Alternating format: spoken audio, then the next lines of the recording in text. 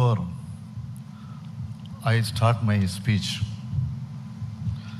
let me first extend my New Year wishes to our Honorable Prime Minister and welcome him on behalf of the people of Tamil Nadu. பட்டமளிப்பு விழா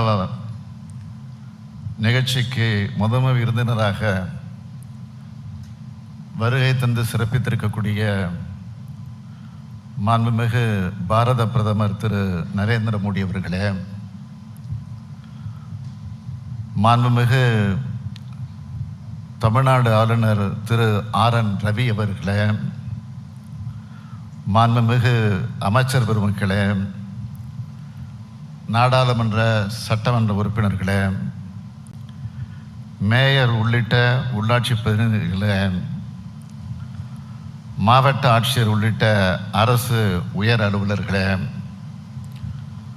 துணைவேந்தர் பேராசிரியர் செல்வம் அவர்களே, பேராசிரியர் பெருமக்களே, என் அன்பிற்கினிய மாணவ கண்மணிகளே,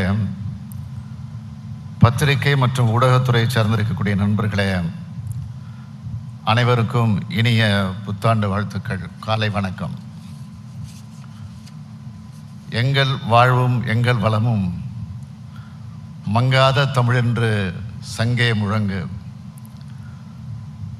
என்று திராவிட கொள்கையை தமிழ்நிலத்தில் முழங்கிய புரட்சி கவிஞர் பாரதிதாசன் பெயரால் அமைந்துள்ள பல்கலைக்கழகத்தில் பட்டமளிப்பு விழாவில் கலந்து கொள்வதில் மகிழ்ச்சி அடைகிறேன்.